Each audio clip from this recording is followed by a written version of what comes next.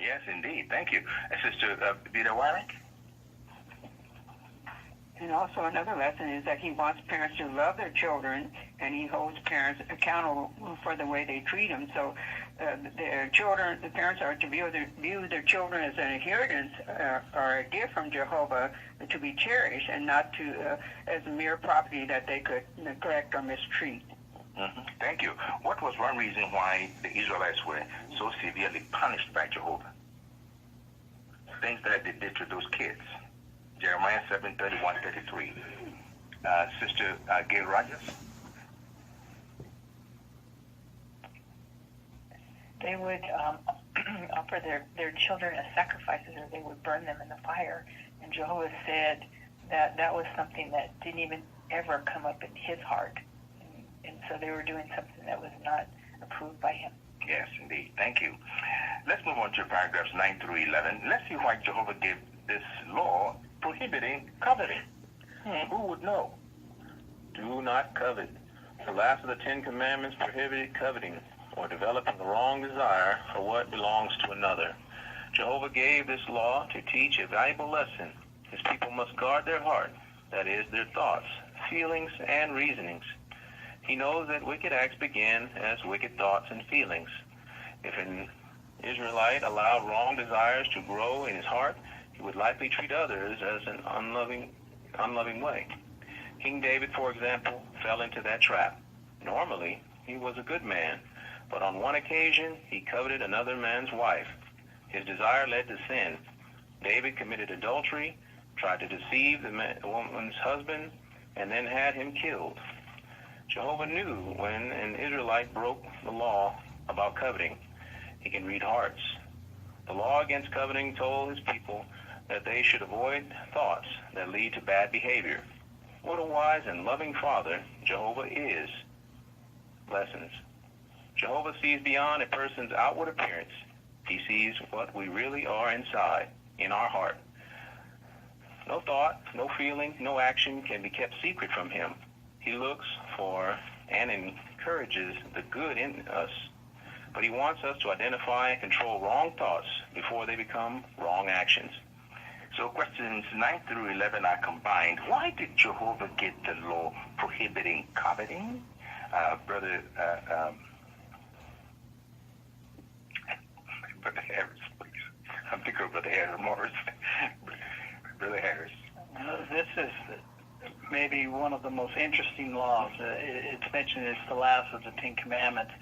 The thing about coveting is that nobody else can see it except Jehovah. You could covet your neighbor's car, their success, any of those things, and it's all in the heart. It's what you personally are doing, and there's no actual punishment. The law was made up of do's and don'ts, and what would happen if you did do right, and what would happen if you didn't do right. But this law, there's no punishment for it up front. If you covet, there's no punishment. But what it leads to will lead to punishment. Mm-hmm. Yes, indeed. Thank you very much, Brother Harris. We appreciate that. So, give us an example. Brother Newman, please. It was the example of David, and he was looking down on Bathsheba, and that grew in his heart very quickly. So he had a choice to make, either get away from that or invite Bathsheba over, which is what he decided to do. And not only that, but he had Bathsheba's husband killed, and then he didn't actually have to pay for that immediately, but Jehovah knew what happened, and he sent somebody to talk to David about it, and David knew exactly what happened. Yes. And Brother Newman, did he get away with it? No, he didn't. No. We're going to talk about it for the next billion years in the paradise. Yes, indeed. 1 Chronicles 28, verse 9, what is it that there's this thing about Jehovah that all of us need to be totally aware of, that David pointed out to his son, Solomon? 1 Chronicles 28, 9. Any comment? Sister Mary Lalena? Well, there David told Solomon that Jehovah is searching through all hearts, and he discerns every inclination of the heart. If we search for him, he will let himself be found. So he sees what's in our hearts, and he's warning us to also examine our hearts so that we can make needed changes. Yes, thank you very much, Sister Mary. What lessons for us in all of this? What lessons? Sister, let's see. Sister Hewitt, please. Ida. Well, one of the lessons is that we cannot hide anything from Jehovah. We can, on the outside, be upright and do good, but our hearts could be going away, and Jehovah knows everything. Yes, indeed. Thank you. And Sister Mosaic, right there, please.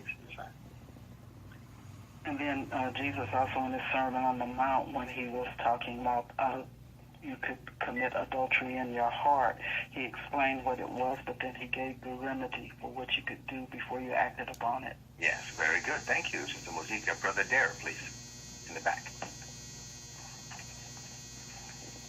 We have the example of David, and what David should have done with Bathsheba, as soon as he saw her, he should have turned around and walked away.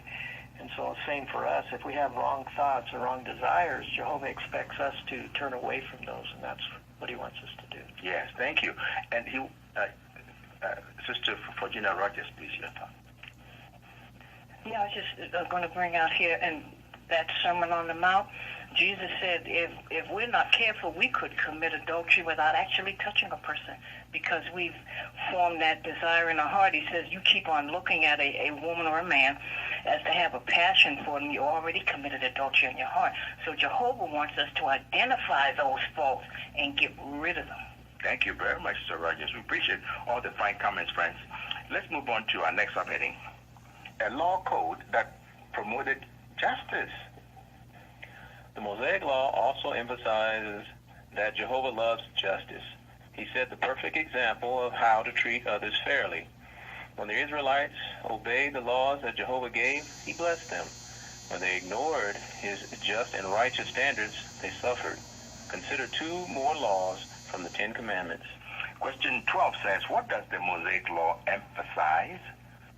What does it emphasize? Brother McCullough?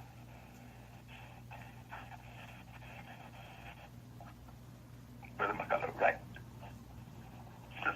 Brother Thompson. It emphasizes that Jehovah loves justice, and that's brought out in Psalms 37:28. Yes. And how did Jehovah show that? That supports that. Sister Wyrick? Well, it shows that when the Israelites obeyed the laws and Jehovah gave him, then he blessed them. But when they ignored his just and righteous standards, then they suffered. So the law of the code promotes justice for all. Yes. Thank you very much, friends. We appreciate those fine comments as well. That brings us to paragraph 13 to 14. And let's look at the first of those two Ten Commandments. Worship Jehovah exclusively. The first two of the Ten Commandments require that the Israelites devote themselves exclusively to Jehovah and warned against the worship of idols. Those commandments were not for Jehovah's benefit. Rather, they were for the benefit of his people. When his people remained loyal to him, they prospered. When they worshiped the gods of other nations, they suffered. Think about the Canaanites. They worshiped lifeless idols rather than true and living God. As a result, they degraded themselves. As part of their worship, they engaged in defiling sexual acts and horrifying child sacrifices. Likewise, when the Israelites ignored Jehovah and chose to worship idols, they degraded themselves and hurt their families. Those in authority abandoned Jehovah's standards of justice. They abused their power and oppressed weak and vulnerable ones. Jehovah warned the Israelites that he would execute judgment on those who victimized defenseless women and children. By contrast, Jehovah blessed his people when they were loyal to him and treated one another justly. Thank you very much, brother. Of course, you'll appreciate a fine reading for us. What did the first two of the Ten Commandments require? Let's get that portion first of all. Let's get that. Caleb, please. Israelites devote themselves exclusively to Jehovah and warn against the worship of idols. Very good. Thank you. And Trafinia, right there, please. Worship Jehovah exclusively. Yes, exclusively. And let's see. Let's get this other question so you can comment. How would obeying those laws have benefited the Israelites?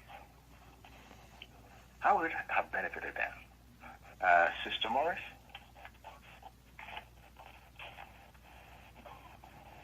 When they listened and obeyed, they prosper. When they didn't listen, they would suffer. But I found this paragraph to be an eye-opener because when I thought of the first two commandments, I always thought of Jehovah's sovereignty and his right to be worshipped. But here it's showing this was not for Jehovah's benefit. This was for our benefit, letting us know that when we obey and love Jehovah, it's for us that we're going to prosper, not because we need to worship him. Yes, okay. Thank you very much, Sister Morris. Sister Chamberlain, please, your thought as well. And Jehovah had given them clear direction regarding how he wanted to be worshipped. Exodus 24:5, at the very time that God was giving these commandments to Moses, the Israelites, they were making a golden calf, and they associated it with the worship of Jehovah. So we know that Jehovah was very angered. His anger blazed behind that. So clearly the Israelites were not to use idols at all, any shape or form. Yes, thank you very much, Sister Chamberlain. Now, give us an example of people who, the Israelites tried to copy, imitate them, and do just like they did. What was the result to them? Brother Newman, please. The Canaanites, they were a big mess over there. They were killing their children. They were worshiping sexual idols, and if the Israelites would have done that, and they did that a lot of times, then they were not blessed by Jehovah. Yes. Thank you very much, Brother Newman. And Sister San Luis, please. In fact, Jehovah warned them at Deuteronomy 10:17-18 that he would be the one who would execute judgment upon them. And Jehovah, when he executed judgment, there was never anything left. So when the Israelites would abuse the fatherless boys or abuse the widows, Jehovah was the one who was going to take care of them. And if the men of the city, if the elders weren't taking care of it, then Jehovah was going to definitely step in. Absolutely. Thank you. Sister San Luis. Brother Alban, please, in the back. So for those who were supposed to be worshiping Jehovah, it mentions there that those in authority abandoned Jehovah's standards of justice. So really, without Jehovah's standards of justice, that's actually no standards at all. If you look at the world, they can just change the rules anytime they want, whatever suits them.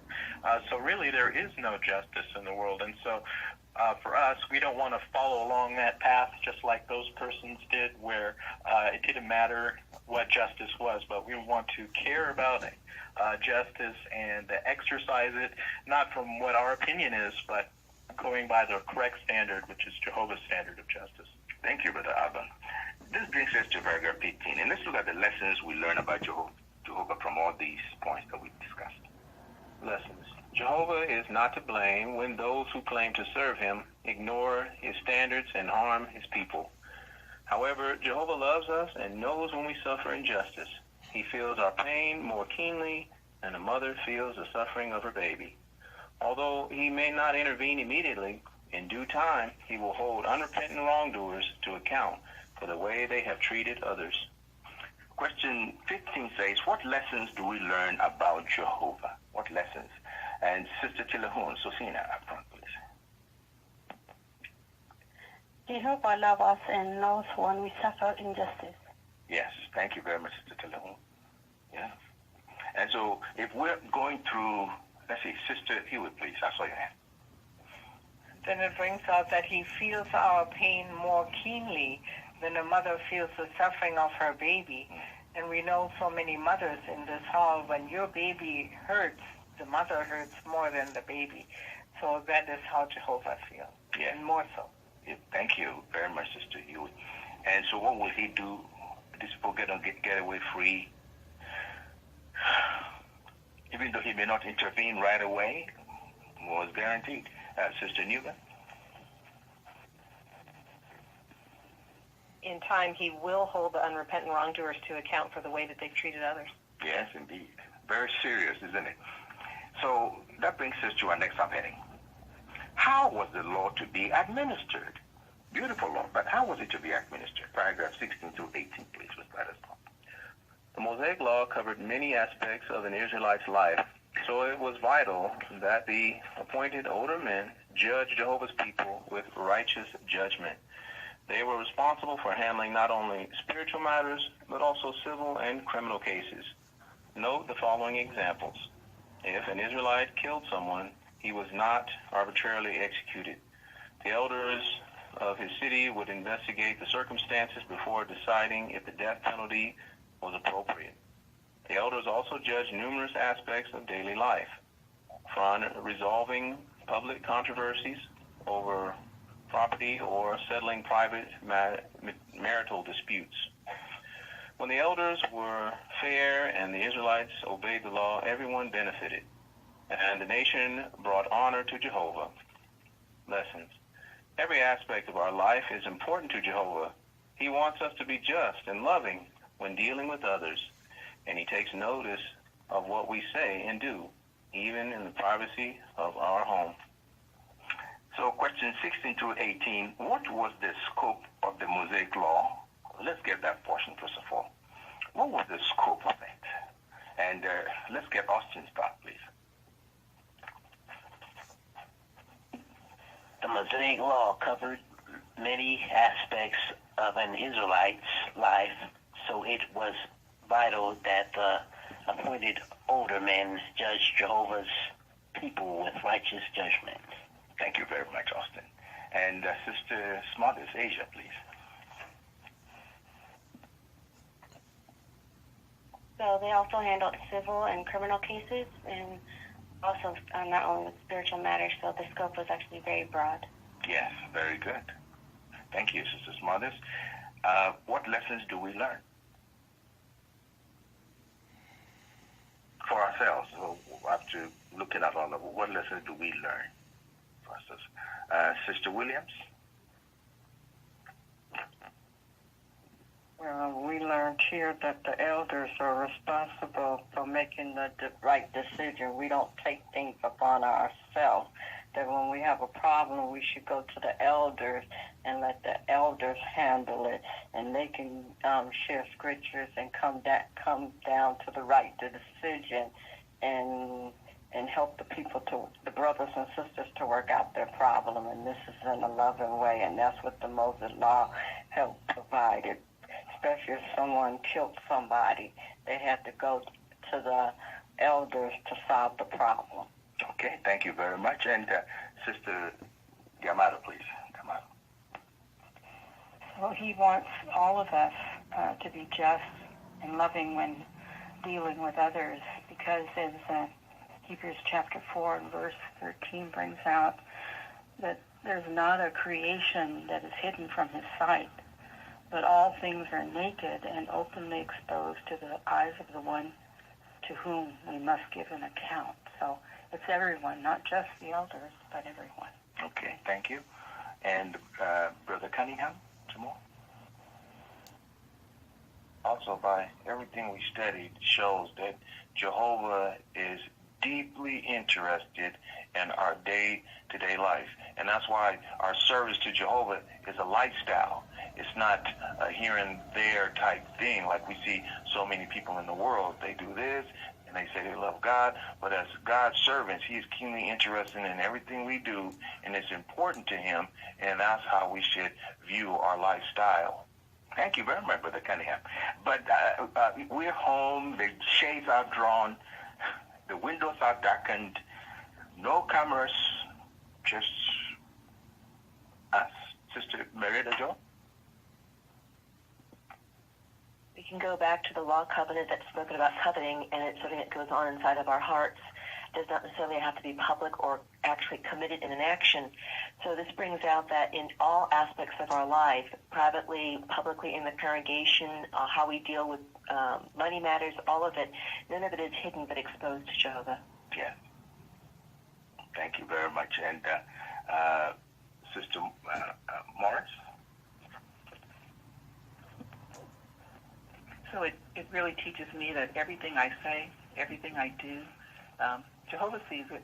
He hears it. He's paying attention to every aspect of my life. So it really does put you on notice as to what you do and what you say, keeping in mind that Jehovah's listening. Thank you very much, Sister Marie. But it's in my head. Nobody can hear my thoughts.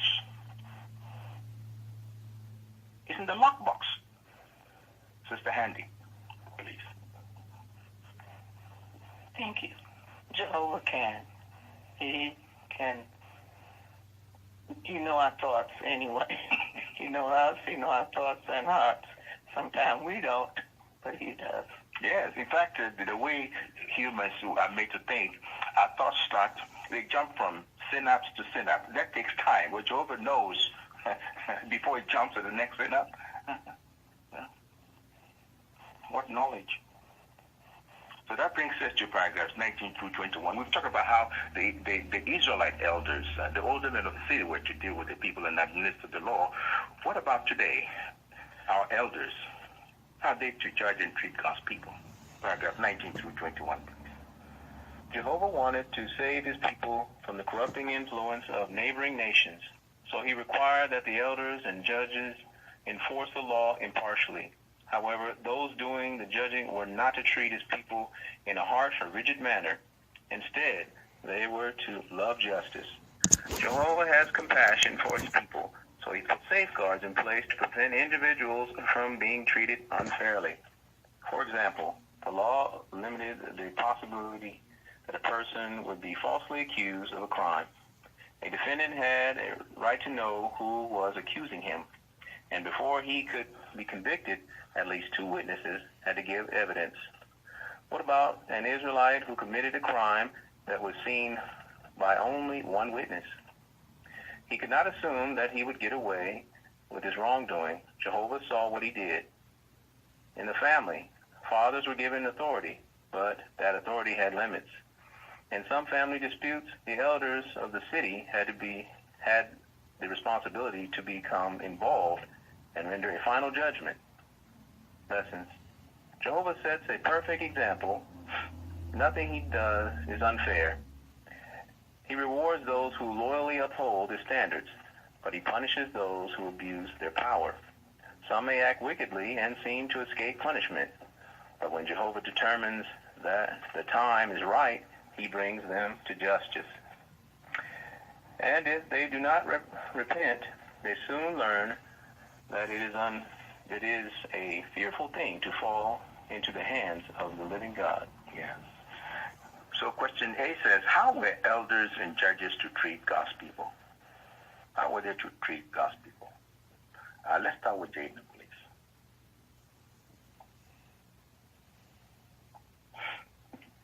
They were supposed to treat the Israelites just as Jehovah treated the Israelites when he was their leader. Okay, very good. And thank you, Jaden. And Sister Marin, please, Jeanette. And they were to enforce the law impartially, even though their law was perfect. Humans are not perfect, so we see that Jehovah was always just.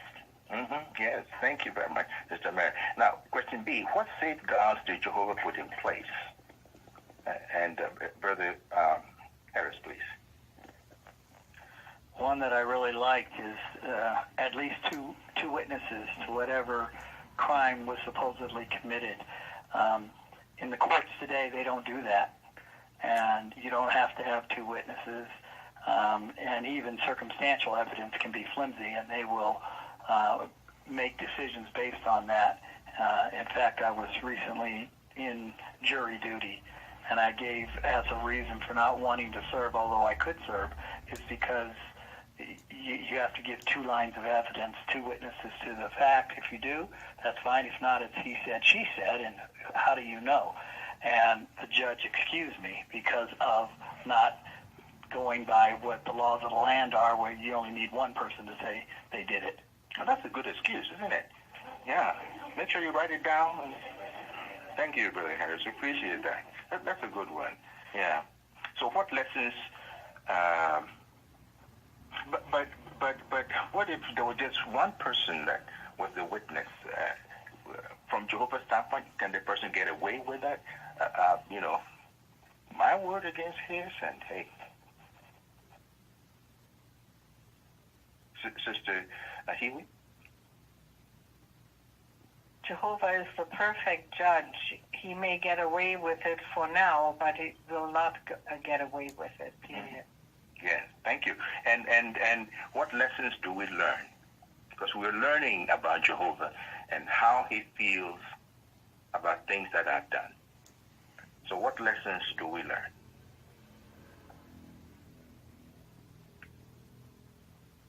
Brother Amari? There will be times that Jehovah sees a matter and give justice. Thank you very much, Brother Amari. Sister Mosaic, please. And then how Hebrews 10:30-31, it restates the fact that Jehovah said, vengeance is mine, I will repay.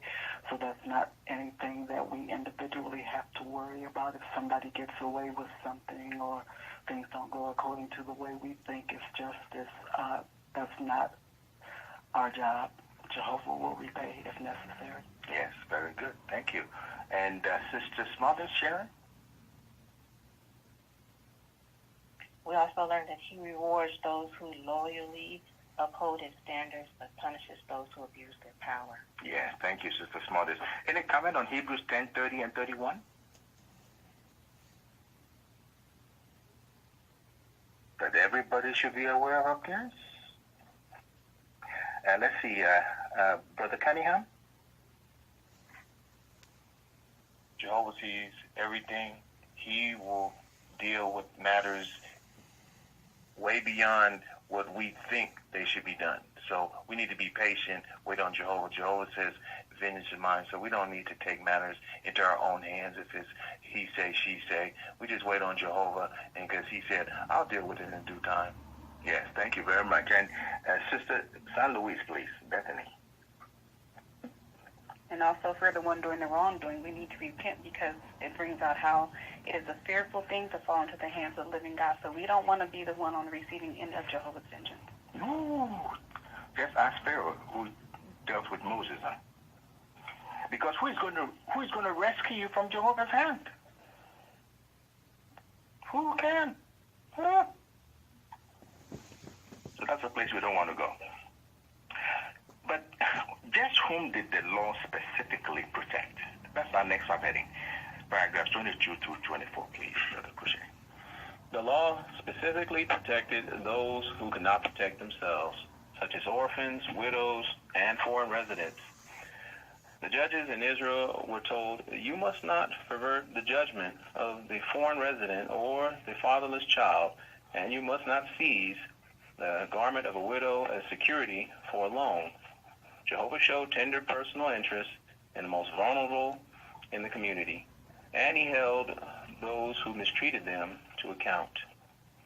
The law also protected family members from sex crimes for forbidding all forms of incest. Unlike the people of the nations surrounding Israel who tolerated or even condoned this practice, Jehovah's people were to view this type of crime as Jehovah did, as a detestable act. Lessons. Jehovah wants those he places in positions of responsibility to take a loving interest in all whom they oversee. He hates sex crimes, and he wants to ensure that all, especially the most vulnerable, receive protection and justice. Let's read Exodus 22, verses 22 through 24, please, Brother Crochet. You must not afflict any widow or fatherless child. If you afflict him at all, so that he cries out to me, I will unfailingly hear his outcry, and my anger will blaze, and I will kill you with the sword, and your wives will become widows, and your children will be fatherless. Thank you very much, Brother Crochet. So question A says, whom did the law specifically protect? And what do we learn about Jehovah from this? Sister Cunningham, please, go ahead.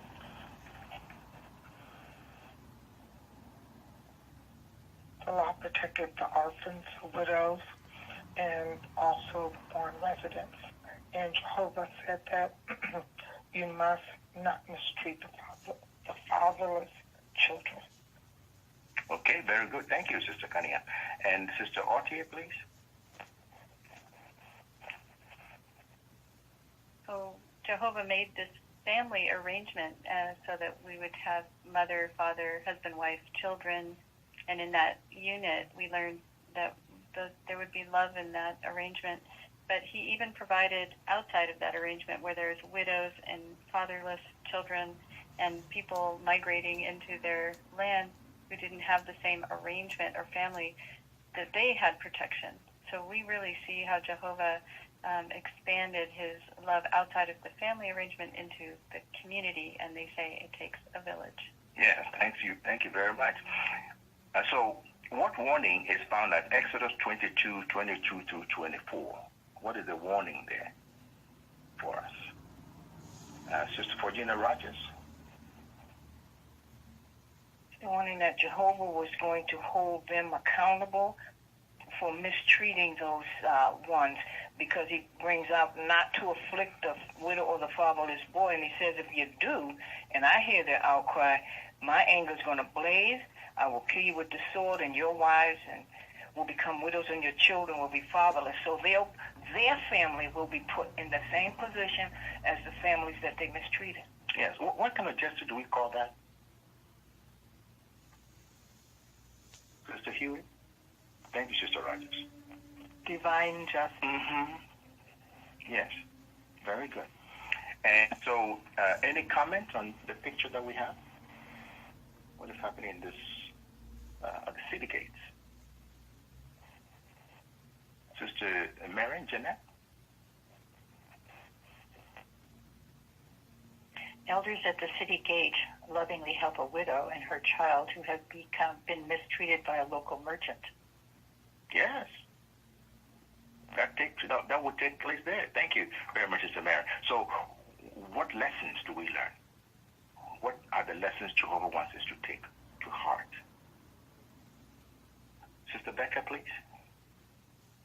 One of the things that occurred to me was that this is an outside unfairness that happened to the sister. It wasn't within the congregation or within the brothers. It was something outside, that this poor sister had been abused, and so the brothers, that Jehovah had directed the brothers to come to her aid, and that's very reassuring. Yes, thank you very much, Sister Becca. Let's move on to next subheading, the law, a shadow of the good things to come.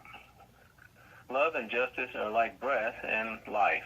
On earth, one does not exist without the other. When we are convinced that Jehovah is treating us justly, our love for him grows. And when we love God and love his righteous standards, we feel impelled to love others and treat them justly. The Mosaic Law covenant breathed life into the relationship between Jehovah and the Israelites. However, the law was done away with after Jesus fulfilled the law, and it was replaced with something even better. The Apostle Paul described the law as a shadow of good things to come. The next article in this series will discuss some of those good things and the role that love and justice play in the Christian congregation. So question A says, why can we say that love and justice are like breath and life? Why can we say that? That they're... how important is breathing to you and I? Okay, but we got hands. That's good. All right. Brother McCullough, please.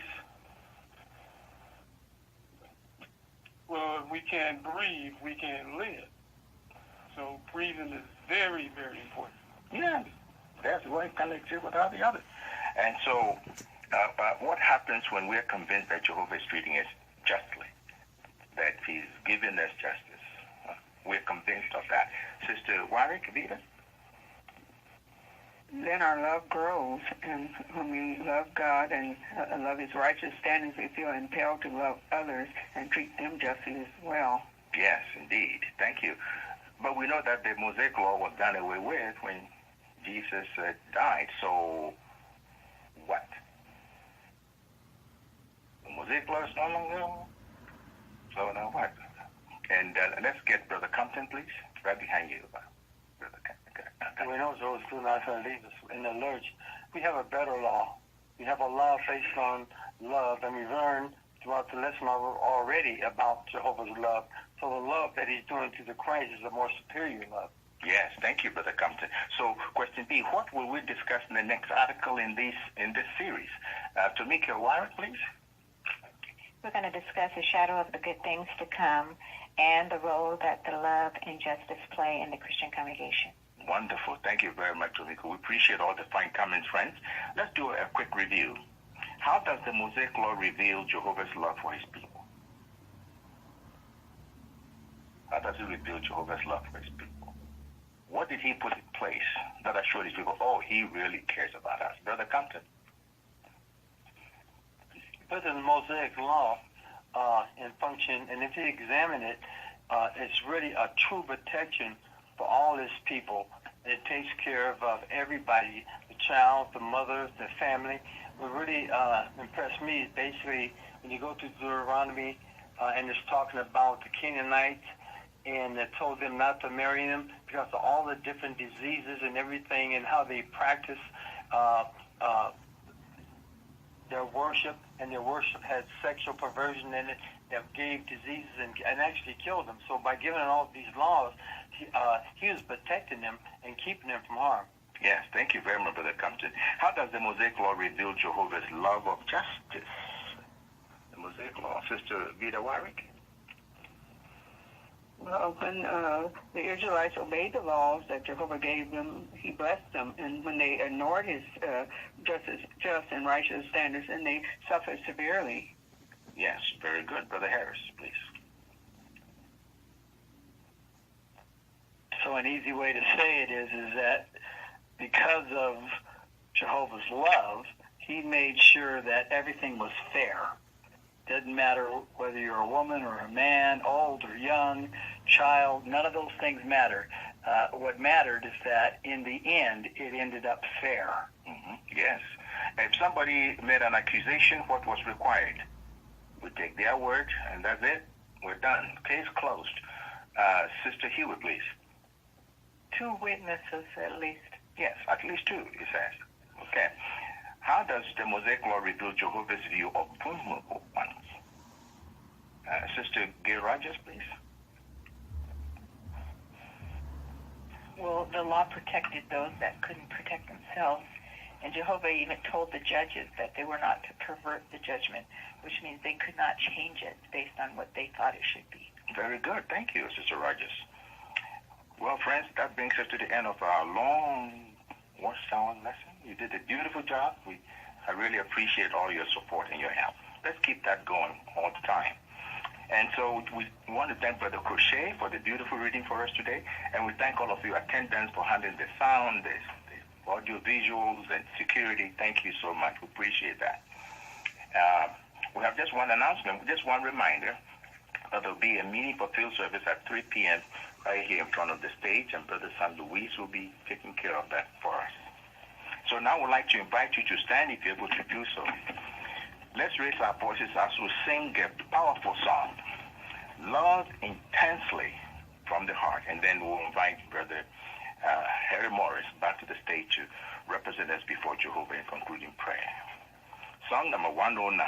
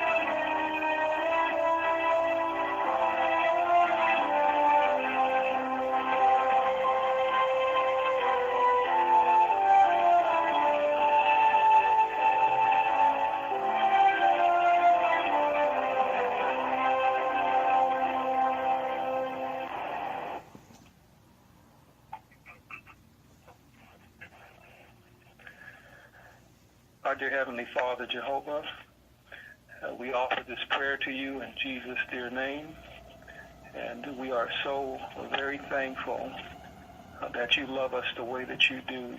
You do indeed take into consideration every aspect of our lives. You're concerned with us. You know that love is something that we must grow to develop and definitely demonstrate towards one another. Justice is a definite part of that. And so you've helped us to benefit ourselves today through the Watchtower to work at being more like you in the way that we deal with one another. If we just keep in mind the law command not to covet, just the principle, the spirit of that with everything, just the way we think, the way we feel. If we can put you in the forefront of the feelings and inclinations that we may have, it will be a protection and a benefit to us and cause us to act in a way that you would want us to. And so we beg you, dear Father, please help us to be able to do this, to be working harder at imitating you. And we know it can be a difficult thing, as we learned in our Watchtower a few weeks ago, how we can try our best to put on these wonderful qualities, and we can be doing well with them, but pressure can make us act unwisely. And we're under great pressure right now, dear Father, so may you please, as you've outlined for us today, continue to help us, continue to remind us that you're always there for us, assure us continually that you will always help us. And may we remember your promise that you will care for our every needs. So thank you, dear Father, for such concern and such active interest that you show in us. And may we as a family of worshipers of you, not just here in Vista or West, but the world over, continue to draw closer to each other as we put on the mind of your Son in imitation of you. Please forgive us where we err against you, dear Father. And please keep helping us to put up a hard fight to please you. We ask this prayer of you in Jesus' dear name. Amen. Amen.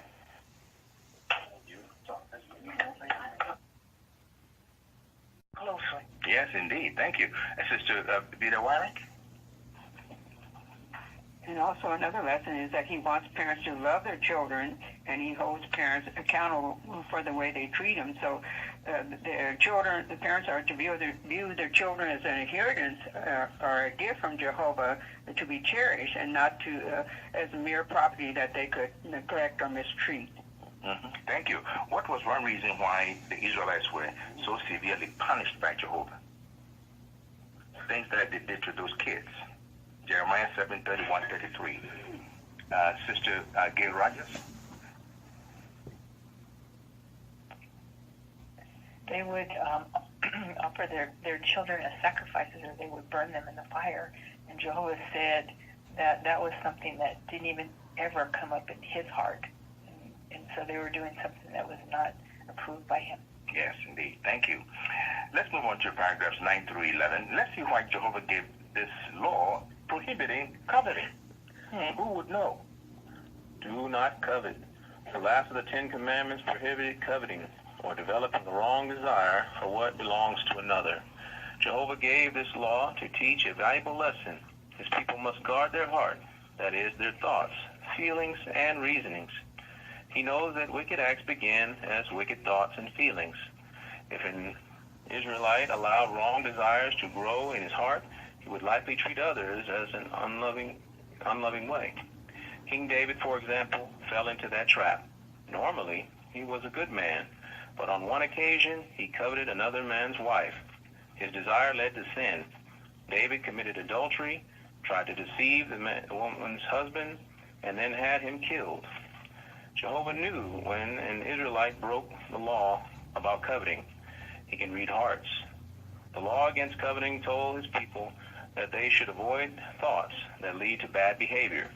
What a wise and loving Father Jehovah is. Lessons. Jehovah sees beyond a person's outward appearance. He sees what we really are inside, in our heart. No thought, no feeling, no action can be kept secret from him. He looks for and encourages the good in us, but he wants us to identify and control wrong thoughts before they become wrong actions. So questions 9 through 11 are combined. Why did Jehovah get the law prohibiting coveting? Brother Harris, please. I'm thinking of Brother Harris Morris. Brother Harris. This is maybe one of the most interesting laws. It's mentioned it's the last of the Ten Commandments. The thing about coveting is that nobody else can see it except Jehovah. You could covet your neighbor's car, their success, any of those things, and it's all in the heart. It's what you personally are doing, and there's no actual punishment. The law was made up of do's and don'ts, and what would happen if you did do right, and what would happen if you